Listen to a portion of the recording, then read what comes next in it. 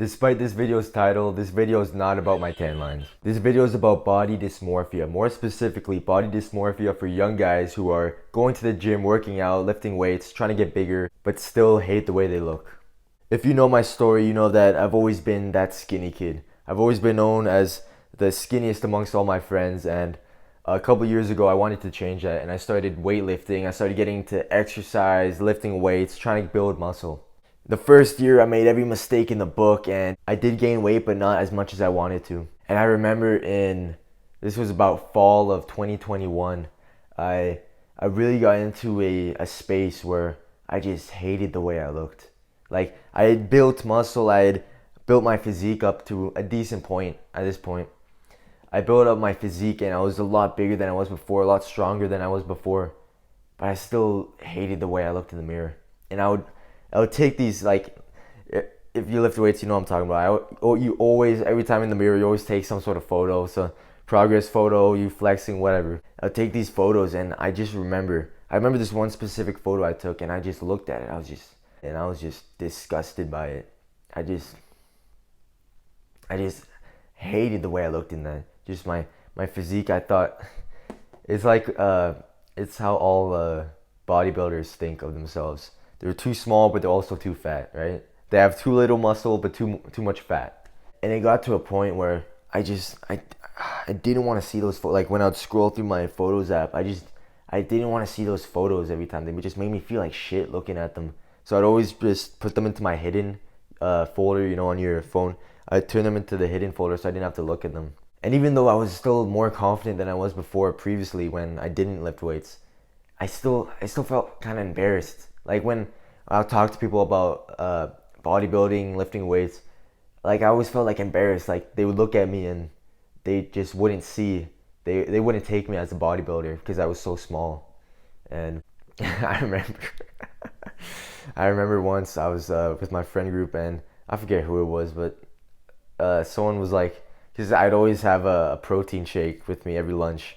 So, and someone said, you know, Johnny, if you want to build muscle, you can't just drink protein. You also gotta lift weights. And I was like, damn, bro. In my head, I was like, fuck, man. I've been lifting weights for 1.5 years at this point. I laugh about it now, but it's difficult, man, dealing with that. Months later, during early spring of 2022 this year, I started to develop gratitude for my physique. Even though I wasn't the biggest guy in the room, I wasn't hitting crazy PRs in the gym. I would take videos of myself working out, take videos of myself flexing, and I would just look at them with like a huge smile on my face. And that's something else. When you can actually look at yourself, look at what you did, look at the physical change that you've made, and actually have some appreciation for it, and just look at yourself and smile, like you're in the mirror fucking flexing, and then like you impress yourself. It's the best feeling, man. It's the best feeling. But so many guys they still hate the way they look. They've been lifting weights, they still think they're too small, they're too skinny. They have a hatred for the way they look. A huge part of this is social media. And that's not what you want to hear, but that's the truth. It's the fucking truth. Social media, whether you like it or not, it causes you to compare yourself to others. Whether you say, oh, well, I don't compare myself. When you scroll on Instagram, when you see all these bodybuilders, even when you're watching those like TikToks or those Instagram reels of some actual useful information, like a meal prep video or something about the form for your bench press or whatever it be, even those videos, you see guys who are bigger than you, who are stronger than you, and it just fucks with your head. You see that every single day. You wake up and you scroll on Instagram and all you do is see that shit. What do you think that does to you? And you get these unrealistic expectations. You start thinking to yourself, why can't I look like that?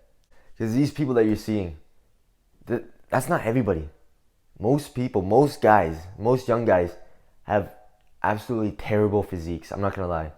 They're way too skinny, they're way too fat, they look like shit. But all these people you're seeing online, they're the 1%. They're the 1% of physiques. Maybe not everybody you see, but the majority of the people you see that get all the followers and that get all the views, they are in the top 1% of physiques. And even if it's not the top 1%, it's something like that. And these people, they either have extreme genetics, where extreme muscle building genetics, or they're on some sort of extracurricular supplementation. And you're comparing yourself to that.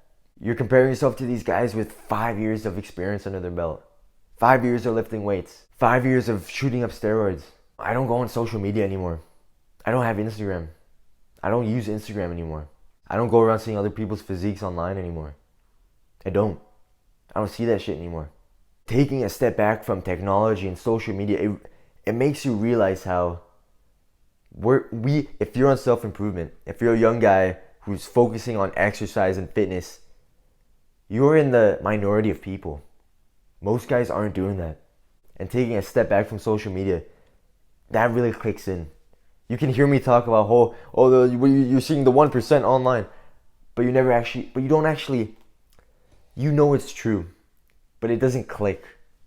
The only way for it to click is if you stop going on social media, you stop going online. And of course, this is the cringe advice that nobody wants to hear, but it's the truth. And when it comes to your physique, you have to be grateful no matter how you look. You have to be grateful. And you can't wait for the day to be grateful for your physique. You can't wait for the day, I'll be grateful for my physique once I hit 180 pounds. Once I gain an extra 10 pounds of muscle. Once I get to 10, 12% body fat. The day where you're happy with your physique will never come, if that's the way you look at it. Because once you do gain that extra 10 pounds of muscle, you still want more. You're not satisfied. We all know, we all had those goals when we first started. I want to get to this, I want to get to this weight, I want to bench this much. And when we hit them, yeah, we're happy, we feel accomplished, it's a great feeling, but we keep going. We still want more. And that isn't a bad thing. I'm not saying that's a bad thing. But it's a bad thing if you wait to be grateful. If you wait to be grateful for your physique until that day. Because if you're not grateful for your physique right now, you'll never be. If you're not grateful for what you have right now, you will never be. And we've all heard the quote, the day you start lifting is the day you're never satisfied. And we all know it's true. It'll never be enough. So you have to be grateful today. And everybody thinks you're special.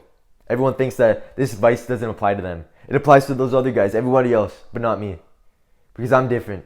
But once I do get to that way, once I do get that muscle, then I'll be grateful. Everyone thinks you're special. I'm talking to you right now. It's just me and you. Everybody else already clicked off the video once they heard about, get off social media. They can't handle that shit. It's just me and you. You have to be grateful no matter what. Because it can always be worse. And because you can't draw the line with gratitude. If you draw the line and say, at this point, then I'll be grateful. At this point, then I'll be satisfied. At this point, then I'll be happy with my physique. You can't draw the line with gratitude. You're either grateful no matter what, or you're grateful never. Because like I said, it's never enough. And you might think that, if I'm happy with my physique, then I won't have that drive anymore. I won't have that ambition to keep going, to work even harder. And that's something I thought too. I always thought that having that aggression, that anger towards myself and my physique, that would give me that extra boost in motivation and drive. But there's a way around this. What I tell myself is, I'm grateful for my progress and I'm grateful for my physique, but I'm not satisfied. And that's the way we need to look at it. Keep that aggression, keep that drive to get better, to keep going, to get more. But be grateful for what you have right now. Don't be afraid to give up the good for the great. Peace out.